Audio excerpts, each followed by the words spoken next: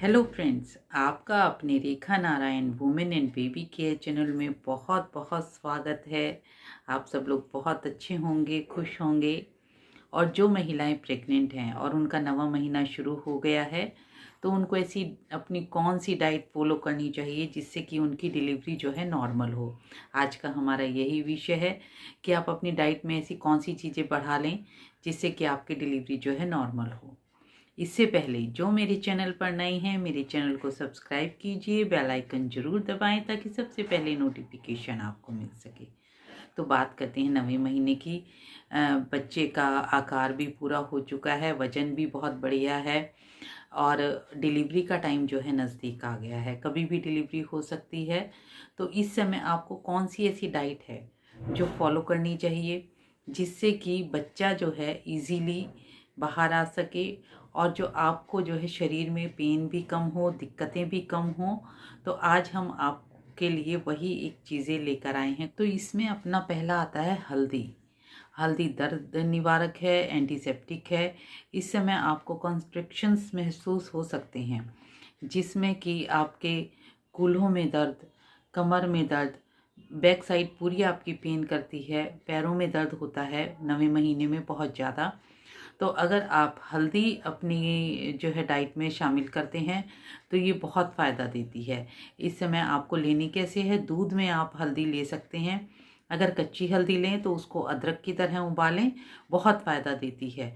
तो आपको अपनी डाइट में कंटिन्यूसली 9वें महीने में हल्दी का इस्तेमाल करना चाहिए। हल्दी बहुत पोषक तत्वों से भी भरी होती है। और दूसरा जो है, आपको अपनी डाइट में अदरक और लहसुन दोनों ही इस्तेमाल करने चाहिए। आप जो है अदरक की चाय बनाकर पी सकते हैं, उसको अच्छे से कूट के चाय लें या अदरक का काढ़ा लें, क्योंकि अदरक जो है शरीर के दर्द को तो निकालती ही है, साथ ही साथ एक ताकत भी देती है। और जो मौसम इस समय चल रहा है सर्दी वाला, उससे आपको बचा कर रखती है। और दूसरा जो है लहसुन, लहसुन की 2 कली आप सुबह ले सकते हैं, चाहे या सब्जी में डालकर खाएं या दाल में डालकर खाएं, छौंक लगाकर खाएं। आप इस समय अदरक का इस्तेमाल ज़रूर करें, क्योंकि प्रेगनेंसी में अदरक और लहसुन दोनों ही बहुत फ़ायदा देते हैं। तो आप हल्दी, अदरक, लहसुन ज़रूर इस्तेमाल करें। और इस समय आप दूध में जो है घी लेना स्टार्ट कर दीजिए। अगर आपका बीपी बहुत ज़्यादा हाई ना रहता हो तो आप दूध में इस समय अगर अ, घी लेते हैं तो आपको बहुत फ़ायदा देगा, क्योंकि घी जो है आपकी यूट्रस में चिकनापन लाता है और जिससे कि नॉर्मल डिलीवरी के चांस बढ़ते हैं और बच्चा इजीली जो है बाहर आता है।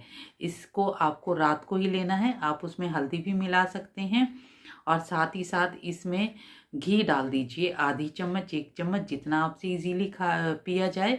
तो थोड़े से दूध में, ज़्यादा दूध में मत लीजिएगा क्योंकि पीने में बहुत दिक्कत हो जाती है कई बार।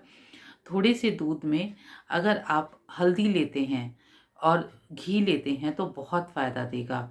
इसमें आप दूध को अच्छा बहुत तेज़ गर्म कीजिए और उसको जब आप गिलास में डालें तो थोड़ी सी हल्दी मिक्स कर दीजिए, या अगर आप कच्ची हल्दी ले रहे हैं तो उसको कूट कर या कद्दूकस करके डाल के लीजिए। और उसमें आधी चम्मच, जिस समय आप पी रहे हैं आधी चम्मच या 1 चम्मच, इससे ज़्यादा नहीं, घी अगर आप मिक्स करके जो है पीते हैं तो बहुत फ़ायदा देता है। आपका जो शरीर है उसको चिकना करता है और बच्चा जो है इजीली नीचे आता है। ये नॉर्मल डिलीवरी की तरफ आपको लेके जाता है। इस समय क्योंकि सर्दियां हैं और चाहे सर्दी हो चाहे गर्मी हो, तिल खाना बहुत बेहतरीन होता है इस समय आपके लिए। कि 9वें महीने में अगर आप तिल का यूज़ करते हैं तो बहुत ज़्यादा फ़ायदा देगा। कच्चे तिलों को आप कूट लीजिए और कूटने के बाद जो है उसमें बूरा मिला लीजिए। 1 चम्मच जब आप दूध पी रहे हैं तो 1 चम्मच तिल भी आप, जो कुटे हुए और बूरा मिले तिल हैं, तो आप उनको खाएं। तो आपके शरीर को ताकत भी मिलती है और ये नॉर्मल डिलीवरी, अगर बच्चा उल्टा है तो उसको सीधा करने की भी ताकत कर रखता है। ये मेरा पर्सनल एक्सपीरियंस है। जब मेरी बेटी होने वाली थी तब बेटी को जो है उल्टा बता दिया था और साथ ही साथ जो है ये बोला था कि ऑपरेशन होगा, सिजेरियन होगी आपके बेबी।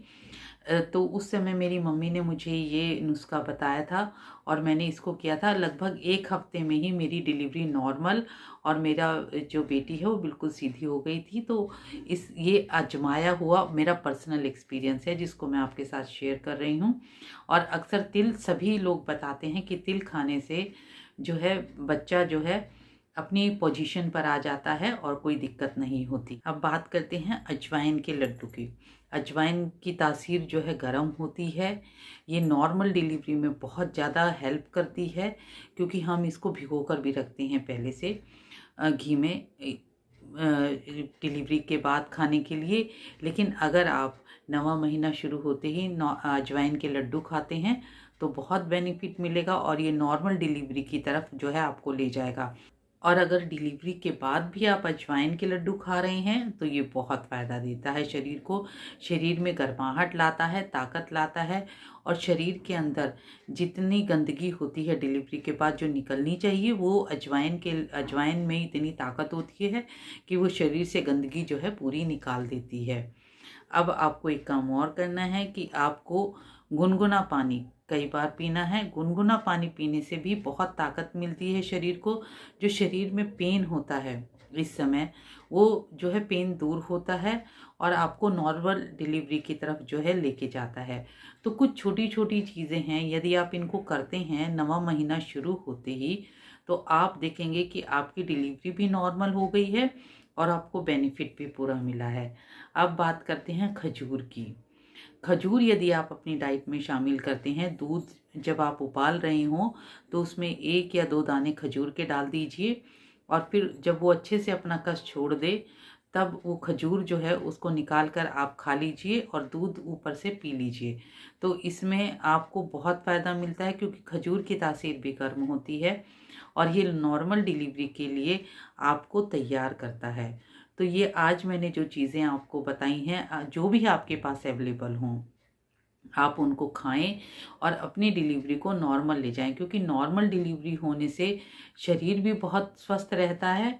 साथ ही साथ जो बच्चा होता है वो भी नॉर्मल जब होता है तो आपको भी खाने को बहुत सारी चीज़ें मिलती हैं क्योंकि सिजेरियन में जो कुछ डाइट्स लिमिटेड हो जाती हैं और नॉर्मल में आप सब खा सकते हैं। तो ये चीज़ें आप ध्यान दें। तो छोटी छोटी चीज़ें यदि आप ध्यान देते हैं तो आप नॉर्मल डिलीवरी अपनी करवा सकते हैं और जो आपने पूरे 9 महीने वेट किया है अच्छे से तो वो बहुत इजीली आपको जो है ना उसका फल मिलेगा। तो ये मेरे उपाय आपको कैसे लगे मुझे कमेंट करके ज़रूर बताएं और ऐसी ही नई नई जानकारियां पाने के लिए मेरे चैनल को सब्सक्राइब करना बिल्कुल भी ना भूलें। आप सभी का वीडियो देखने के लिए बहुत बहुत धन्यवाद। खुश रहें, स्वस्थ रहें, मस्त रहें।